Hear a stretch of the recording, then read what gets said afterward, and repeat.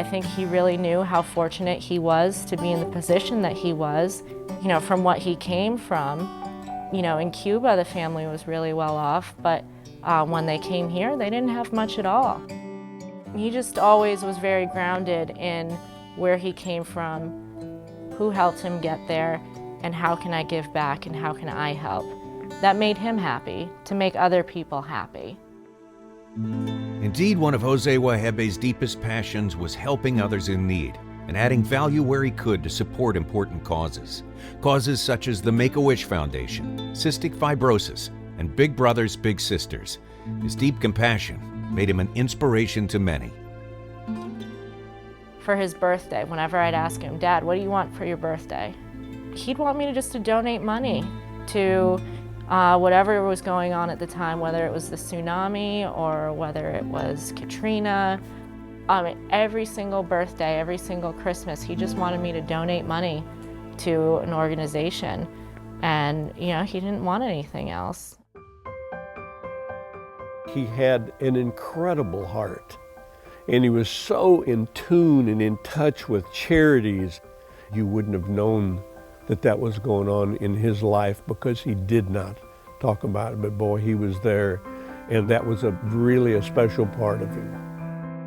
Jose was heavily involved with the Redbone Tournament Trail, whose mission is to help the Cystic Fibrosis Foundation fund the research to cure CF. From the very first event that we did down in Key West, Jose was on board with us.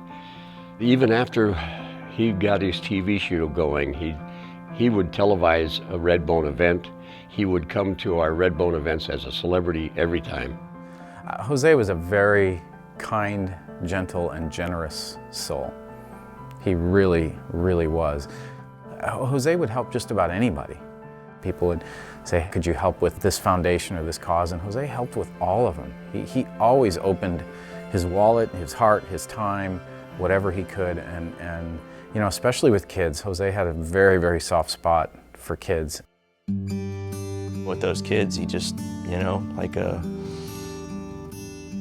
dad taking their son fishing or something, you know, he had time and he had patience and he made it fun for them. What he did to introduce people, whether it was young kids or you know, troubled kids, or Make-A-Wish Foundation, getting people involved in sport fishing, that meant a lot to him. I think he just wanted to see kids get some of the same opportunities that he got in his life, and that was very personal for him. One kid whom Jose connected with was James Brown. Get him, boy! Get him! Jose and James met at the Chuck Lamer Celebrity Fishing Tournament for the Pediatric Cancer Foundation. James had been battling cancer since he was 16. Jose later had him on the Spanish Fly. James! Oh, sorry. Did I scare you? Got me excited.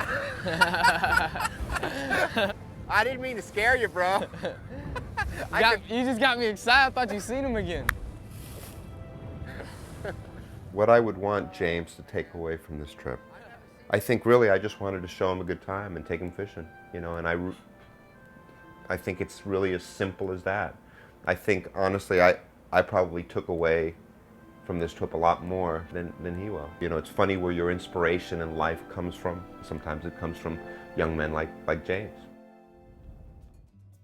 When James came down a day early and was helping me get the boat together, and I found out he has a great love for diving and swimming and things like that in the water. You want to go swimming with a tarpon? He says, oh my God, I would love to.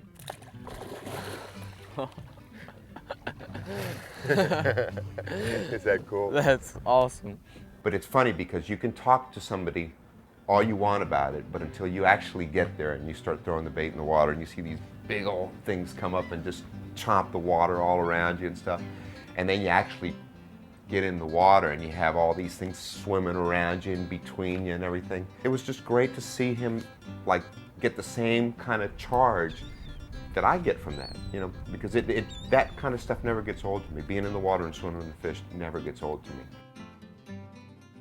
So I've did a bunch of diving and snorkeling around Florida, but that's going to be the most memorable, I believe. What'd you think, Bubba? That was the coolest thing ever. That was awesome. Pretty neat, huh? Take it right out of your hand. No kidding. Hey, a two bonefish at 3 o'clock, working their way across that sand, going to the right. Okay, way out. Yeah, I got him. Wind up real easy. Wind. Pitch, Jose, 11 o'clock, 20 feet, going right. Wind, Christian, wind. You might have got him. He's on it. Wind. There he is. I think I'm on one too, bro. That's teamwork! Is this your second bonefish? Yeah. That's awesome. Yeah, get them all tired, because I don't want them to get all wet. Oh man, he got me all wet. Well, he's a fighter. Yeah. Good deal. Beautiful fish. Absolutely beautiful. Well, he is slick, ain't he? Very slick. Yep. Well, they're awesome. Ready? Go. Do it. Thanks, man. Nicely done, my bro. Brother.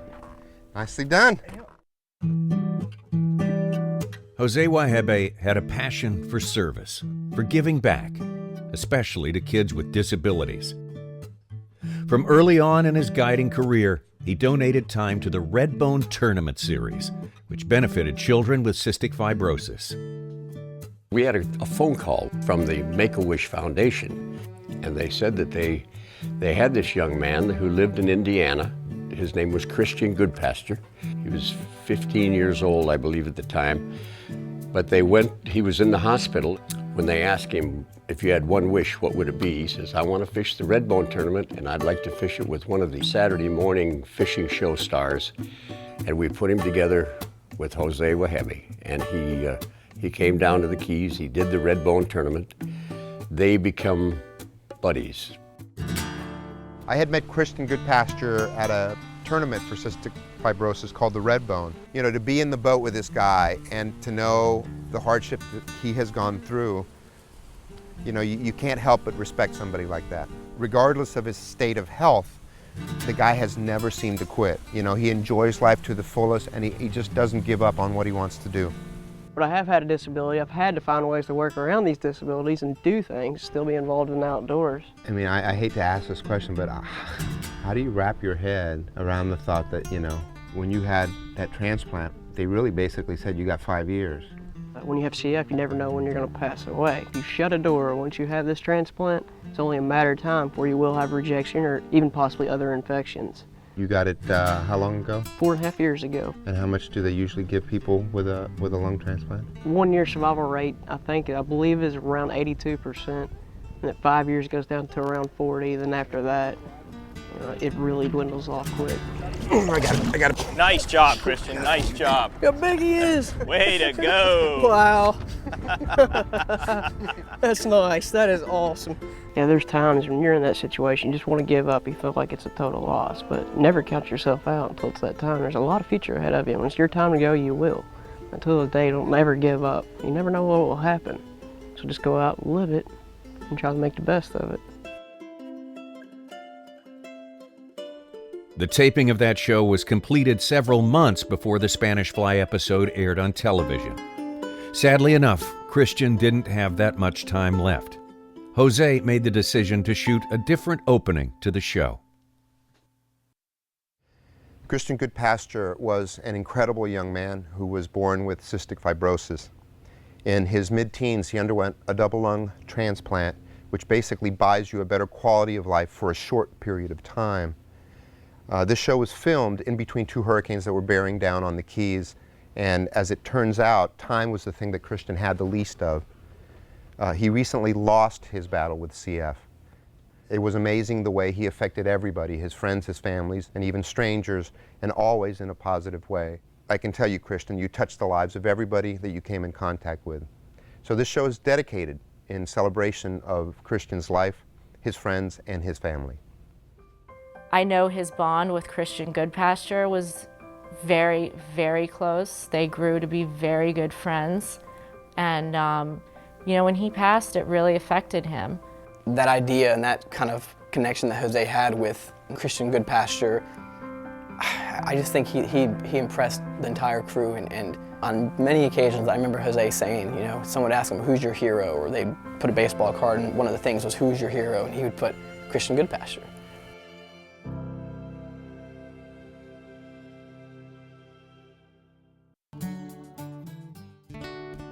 Before we went to the Cosmolitos, we were very, very fortunate to get invited to a place called Sabi Sabi in South Africa. Basically what it is a game viewing preserve. And it was really amazing the parallels that you would see there in the bush with the stuff that I've seen all my life out in the ocean.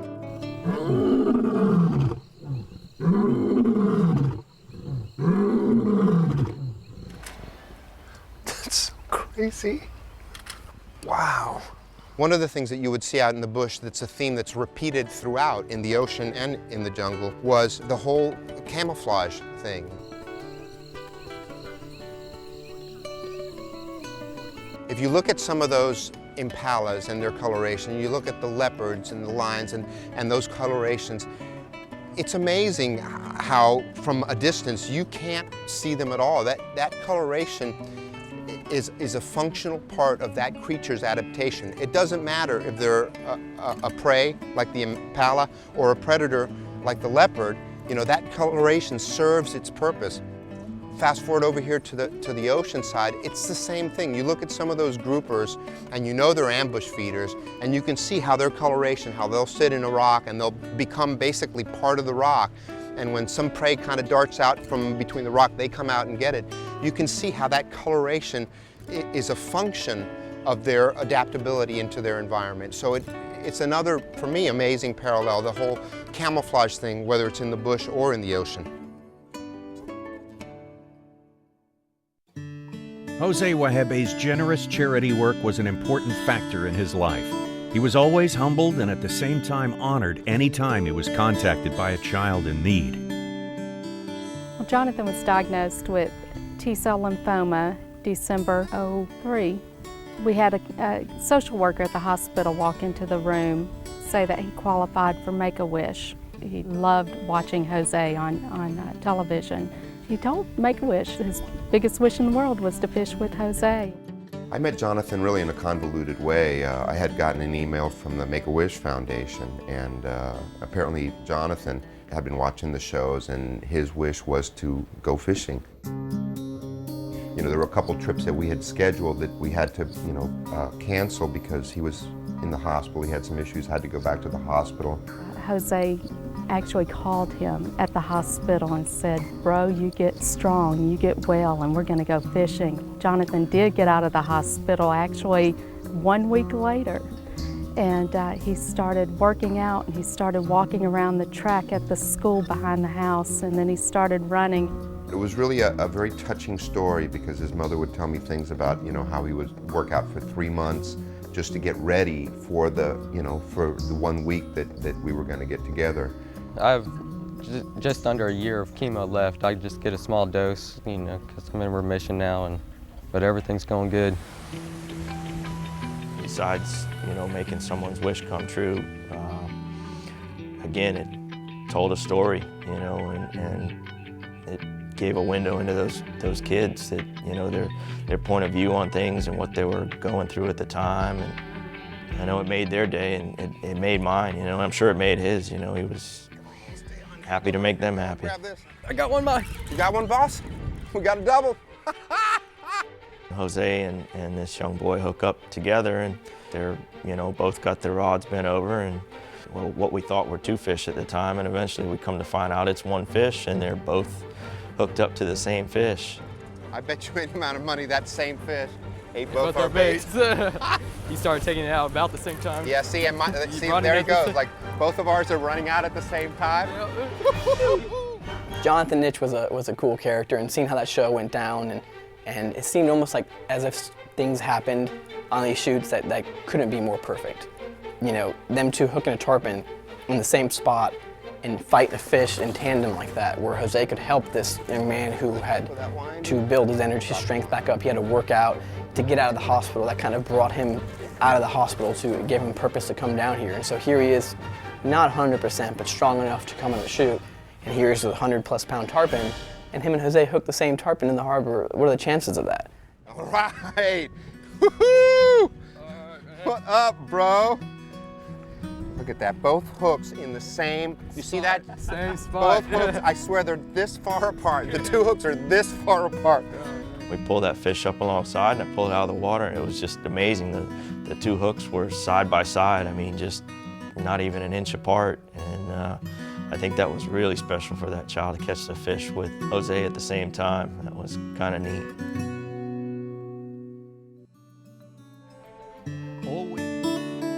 In his life, Jose Wejebe taught not only the art of fishing, but the importance of giving. After his passing, this legacy of giving lives on with the Jose Wejebe Spanish Fly Memorial Foundation. As one of its first projects, the foundation made 14-year-old Tyler Murdoch's wish of going fishing in the Florida Keys a reality. Tyler was granted a wish for Make-A-Wish Foundation, and his wish was to go sports fishing in Key West. When I got a call to be a part of this, before I was told what it was going to be about, I said I was in.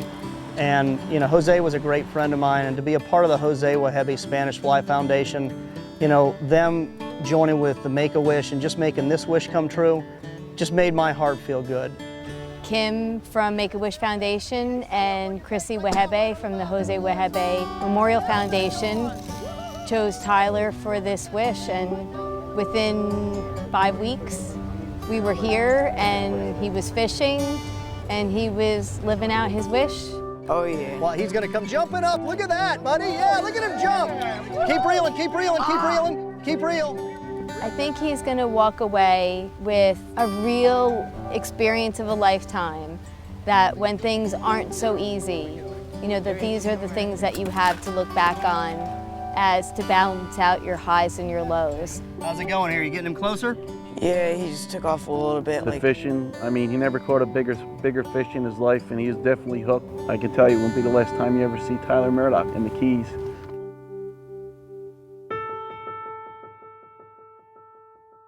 A couple days after my dad passed, we decided that it would be a good idea to start the Jose Wejebe Spanish Fly Memorial Foundation.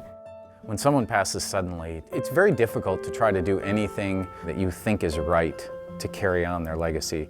That's a heavy responsibility. So we debated it and talked about it, a group of us, for a long time, including his daughter Chrissy and Mikey, who works so closely with him, and a few other people. And we really debated for a long time what to do, and we really came to the conclusion that the foundation should be about making people's fishing dreams come true.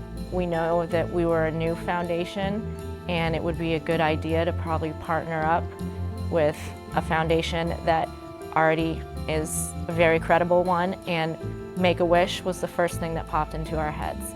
Seeing all that kind of good that he did through Make-A-Wish and through his television shows, and that was the most public of all of his charitable giving. It was on television, but there's so much more beyond that.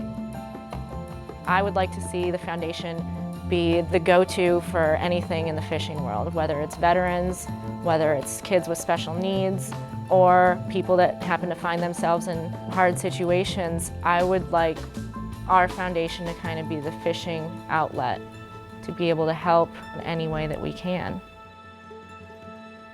And when thinking about how are we going to kind of get the word out, how are we going to kind of, what is it that Jose did, you know, how are we going to say what we're going to try to do? You know, we thought, well, Jonathan Nitsch. And we contacted him, and you know, he's in good health these days, and he's grown up. He was 15 years old maybe at the time. Now he's in his late 20s.